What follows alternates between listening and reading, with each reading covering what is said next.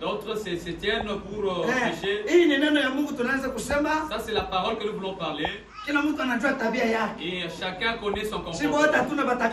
Nous tous, nous sommes passants. Nous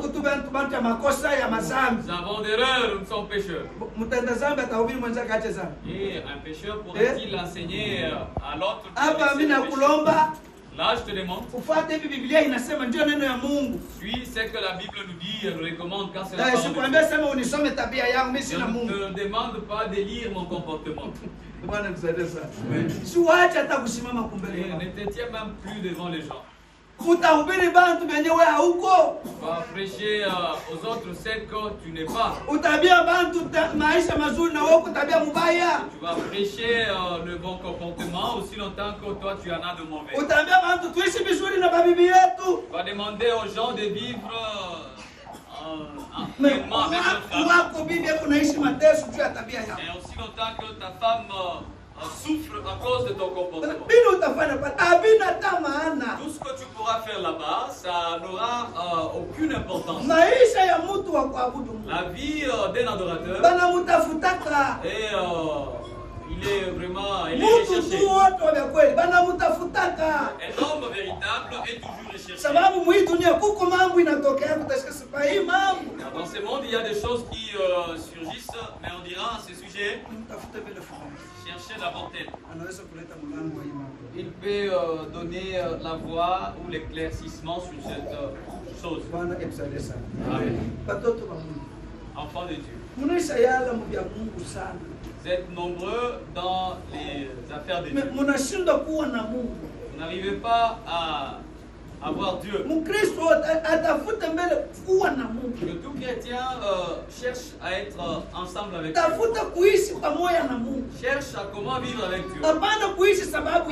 Ne vis pas pour les gens. Et tout le monde doit vraiment chercher Dieu. Lorsque David a commencé avec son instrument, il ne savait pas qu'il sera un jour appelé par les autres. Pour lui, lorsqu'il dormait et qu'il s'est réveillé, si il voit dans la maison de son prochain les autres en train de souffrir, et là il dit, il reconnaît la grandeur de Dieu. Il adorait Dieu selon la réaction de Dieu dans sa vie. À cause de tout ce qu'il voyait auprès de Dieu. Et cela lui donnait une dette de changement de comportement. Dieu ne peut pas marcher avec quelqu'un d'une manière Dieu ne peut pas évoluer avec un homme qui a un mauvais comportement. Dieu ne peut jamais marcher ensemble avec quelqu'un qui est qui n'est pas obéissant. Dieu ne peut jamais marcher avec quelqu'un qui a de mauvaises paroles. Il a vécu avec David. David avait le pouvoir de se contenir. Et son cœur était prêt à Dieu. Il avait l'intelligence dans ses paroles.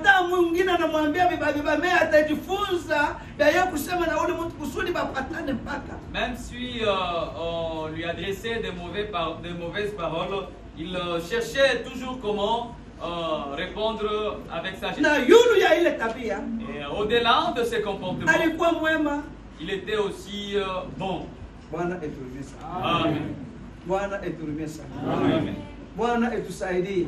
Amen. Kama leo tuko benye kuabudu Mungu. Si aujourd'hui nous adorons Dieu, utaangalia bamingi kati yetu hawayakubaliwa na Mungu. Vous allez observer plusieurs parmi nous ne sont pas agréés par Dieu. Ndio mule mu Isaïe mule mu verset 13. Car dans Isaïe chapitre 13, Mungu anasema hata mbeko naimba. Dieu dit même s'ils sont, même s'ils jouent leurs instruments, même s'ils peuvent siffler, mais ce qui manque dans leur intelligence, ce qui les manque, c'est l'intelligence. de me reconnaître, de reconnaître aussi mon œuvre, et reconnaître ma puissance, et reconnaître ma grandeur. Et comme ils n'arrivent pas à les reconnaître, et je les abandonne. À tout moment, ils sont emprisonnés. Et à tout moment, ils iront en captivité. C'est pas parce qu'ils chantent et moi, je délivre. J'aimerais te dire ceci aujourd'hui. Nous cherchons la liberté de ta vie. Ouvre ton cœur intérieur pour voir la puissance de Dieu. Ouvre ton intelligence pour contempler la puissance de la main de Dieu. Et que tu penses aussi que Dieu marche avec celui qui est intelligent. Dieu ne marche jamais avec un insensé. Parce que les insensés méprisent le nom de Dieu. Les insensés méprisent Dieu. Mais ceux qui sont intelligents, dans leur vie, Dieu est honoré. Vous allez voir, les gens disent, il est encore enfant, mais il agit comme une grande personne. Et cet homme ici sera vraiment agréable. Si on te voit chanter, celui qui reconnaît ton comportement et qu'il l'a loué, il dira à côté ceci. Cet homme ici, il chante réellement pour Dieu. Amen. Mais pour toi, il est vraiment difficile aux gens de prononcer ces paroles. Peut-être tu pourras dire, pourquoi est-ce que j'ai tellement chanté pour Dieu? Je ressens cette captivité. C'est réel que ce livre d'Ésaïe puisse t'aider. Parce que tu le fais sans intelligence. Tu le fais sans aucune connaissance. Tu as déjà oublié l'œuvre de la puissance, l'œuvre de la main de Dieu. Oh, alléluia. Amen.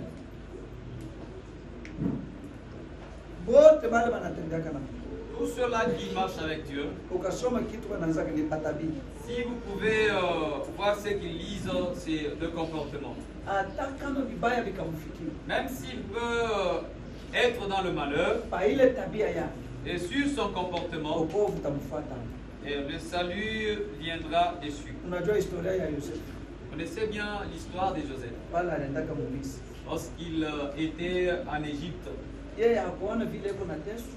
lui, il ne voyait pas sa souffrance. Il n'énumérait pas les offenses de ses frères. Mais il ne faisait que voir Dieu. Amen. Il a trouvé la grâce de rester dans la maison d'un grand homme. Et la femme de ce grand homme a été saisie par un esprit, un mauvais esprit.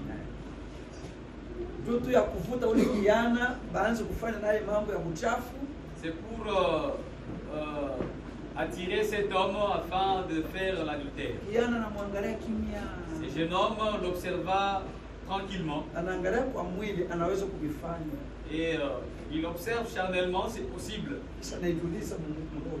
Mais dans son cœur, si je peux faire ceci, afin de s'aimer avec la maman, réellement Dieu va m'abandonner. Et lorsque je ne serai plus avec Dieu, ici c'est dans un pays qui pourra aider ma vie. Alléluia. Amen. Amen. Toi, tu ne l'as jamais fait.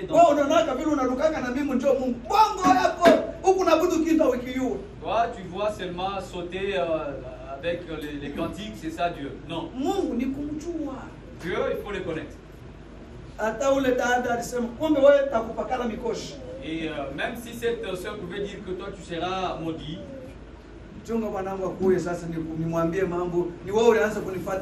Attends que mon mari revient, je lui dirai que c'est toi qui le cherchais.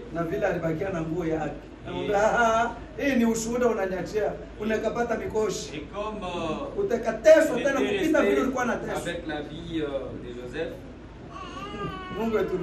Amen. On a arrêté ces jeunes hommes. Le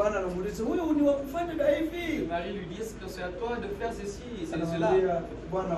Il dit, mon Seigneur, je n'ai rien à parler, mais je sais, mes mains sont pures. Ce qu'elle dit, elle les connaît. Et c'était vraiment difficile.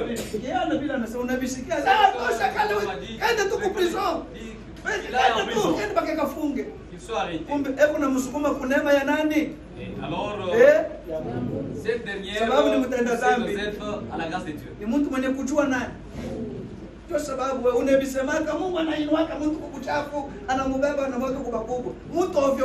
Voilà pourquoi toi tu dis que Dieu élève l'indigent pour le faire asseoir.